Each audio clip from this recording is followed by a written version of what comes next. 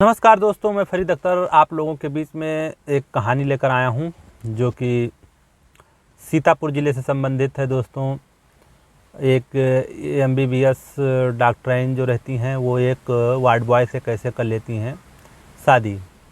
तो आइए कहानी शुरू करते हैं। ज़िंदगी में क्या क्या लोगों को दुख झेलना रहता है। अगर आप इंसान हैं तो दुख और सुख दोनों आपके जीवन में रहेगा। आप कितने भी ओहदे पे पहुंच जाएं, लेकिन दुख सुख या चाहे इतना पैसा हो, दुख और सुख दोनों साथ में लगा रहता है। अगर आपके पास कुछ नहीं है तब तो नींद बहुत अच्छी आएगी। अगर आपके पास कुछ है, कुछ भी है थोड़ा बहुत, तो नींद कम आएगी। तो आइए दोस्तों कहानी शुरू करते हैं। ये कहानी एक डॉक्टराइन की है जो कि सीतापुर के एक अस्पताल में उनकी तैनाती रहती है और वो एमबीबीएस डॉक्टराइन। उनके साथ में एक वार्ड बॉय जो लड़का साथ में रहता है, हेल्पर, उनसे कैसे उसकी शादी होती है।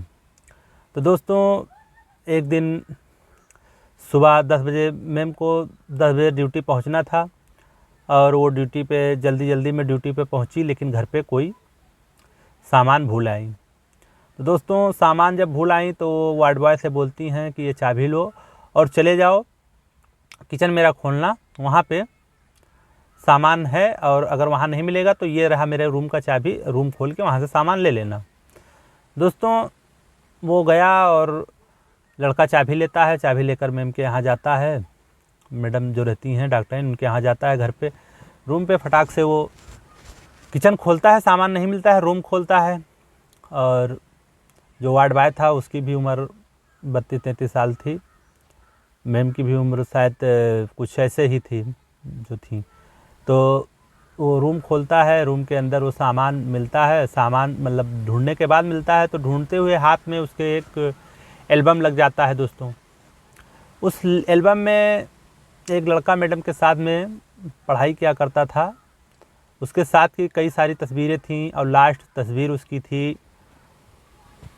दोस्तों, जो लास्ट तस्वीर उसके साथ में जो आखिरी फ़ोटो एल्बम उन्होंने देखा वो हरिद्वार का था। दोस्तों, तो वहाँ तक के था, उसके बाद का नहीं था।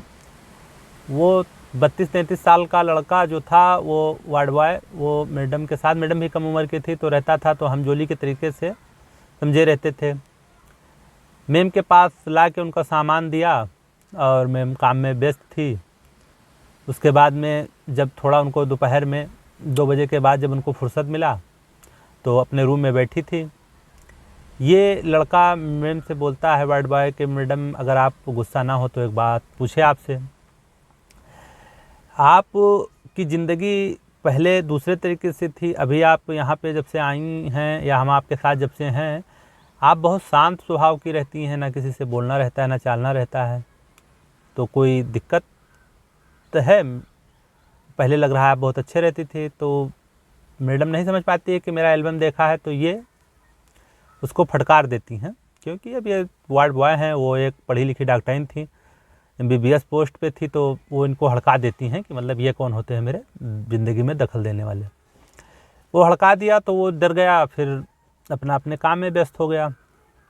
दूसरे दिन मैडम ड्यूटी पे आई और ये भी थे, तो इनका काम था साथ साथ में रहना। सब सारा काम ख़त्म हो चुका था, दोपहर के 2:30 बजे थे। मैडम जिस रूम में बैठी थी उसी रूम में ये भी थे। तो मैडम उनसे बोली कि आखिर तुम कल कुछ कह रहे थे। मैडम का मूड फ्रेश था, रात में कुछ सोची कि आखिर कैसे ये पूछ लिया मुझसे कि आप पहले से। तो पूछा कि मतलब तुम कुछ कल कह रहे थे। तो बोले कि नहीं मैम, वो कोई बात नहीं, मुँह से निकल गया था, ऐसे ही है। तो कहे नहीं बताइए क्या बात है, क्या कहना चाहते थे। तो बताने लगा कि मैं एक एल्बम आपके घर पे देखा था, आपके साथ कोई लड़का था। तो मैडम बहुत टेंशन में आ गई जब वो नाम ले लिया लड़के का। तो मैम थोड़ा रौंदी टाइप की हो गई। मैम जब रौंदी हो गई तो ये डर गया। फिर मैडम ने बताया कि हम और वो दोनों लोग साथ साथ में पढ़ाई किए थे, तैयारी किए थे, और साथ में ही हम दोनों का नाम आया था, एडमिशन हो गया। दोनों लोग 5 साल का कोर्स करके बाहर भी आ गए, और बाहर आने के बाद में ज्वाइनिंग भी मिल गया था, ज्वाइनिंग लेटर मिल गया था। बाहर आए, फिर साल खान लगा। उसके बाद हम लोग जब ट्रेनिंग करके गए वापस, तो ज्वाइनिंग लेटर भी मिल गया था। ज्वाइनिंग लेटर मिलने की खुशी में हम लोग घर से निकले थे घूमने के लिए हरिद्वार। हरिद्वार घूमने गए थे और वहाँ पे थे, घूमे टहले। उसके बाद में गाड़ी पार्किंग में थी और वो गाड़ी को गए उठाने के लिए, मैं बाहर खड़ी थी। गाड़ी थोड़ा पार्किंग में नीचे लगी हुई थी। अचानक से वहाँ सैलाब आ गया और गाड़ी उसी सैलाब में बह गई थी। उसी में वो भी चले गए, लौट कर नहीं मिले। ये दास्तान उसको बताने लगी और वो भी चले गए। तो हम तब से काफ़ी टेंशन में रहते हैं, क्योंकि हम दोनों की जल्द में ही शादी भी होने वाली थी, पूरी बातें भी फाइनल हो गई थी। तो ये जब बताया उसको, लड़के ने सुना। इनका उनका उम्र बिल्कुल सेम था, बस यही फ़र्क था कि वो MBBS डॉक्टर बन के आई थी, ये वार्ड बॉय था लड़का। लड़के ने पूरी बात जब सुनी तो वो थोड़ा नर्वस होकर बोला, मैम कहानी जैसे आपके साथ हुआ है तो क्या ज़िंदगी जीना आप थोड़ी छोड़ देंगी? जैसे जो चीज़ आपके साथ घटना हो गया है तो ज़िंदगी जीना, अब जो इंसान दुनिया से चला गया, जहाँ तक लिखा था आपके साथ था, जब चला गया तो आप 4 साल हो गया आपको ड्यूटी करते हुए, आप ना किसी से बोलती हैं ना डोलती हैं। और हमने भी कल आपसे पूछ लिया तो एल्बम देख के तो आप गुस्सा हो गई थी। वैसे आप आज अगर हमसे पूछ ली हैं बात तो चलिए ठीक, तो बता देने से किसी से दिल का बोझ हल्का हो जाता है। ये वार्ड बॉय बोला मैम दुख सबके साथ रहता है, आपके साथ नहीं है। हम जब मतलब नौकरी से पहले ही मेरी शादी हुई थी और शादी होने के बाद में हम पति पत्नी नेपाल घूमने गए थे।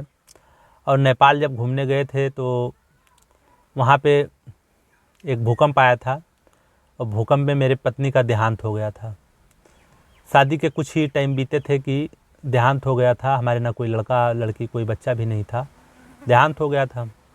तो हम भी देखें यहाँ ड्यूटी कर रहे हैं, लेकिन ये थोड़ी है कि अब जीना ही भूल जाएं, लोगों से हंसना ही भूल जाएं।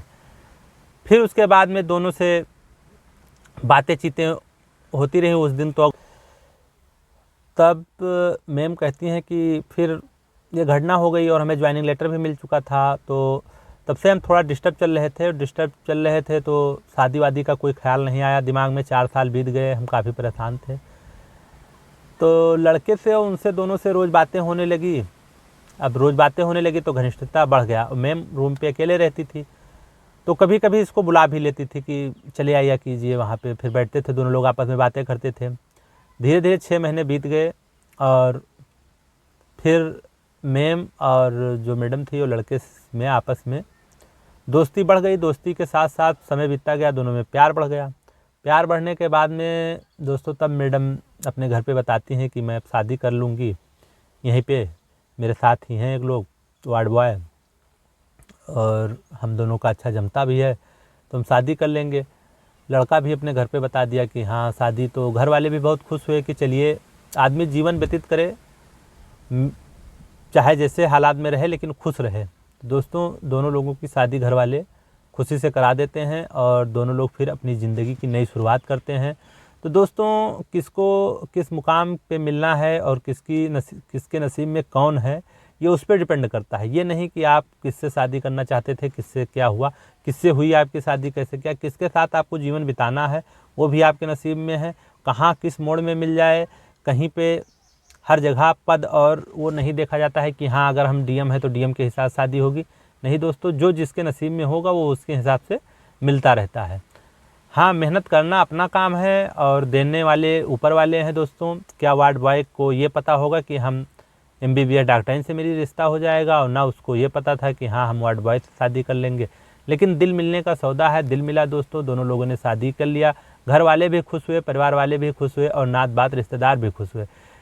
अगर कोई खुश नहीं होता है, दुख भी होता है तो किसी का मुंह नहीं रोक सकते हैं। दोनों खुश तो समझ लो दुनिया खुश। हम जो दोनों की शादी हो गई, दोनों लोगों की फैमिली बच गई, एक नया जीवन जीने लगे।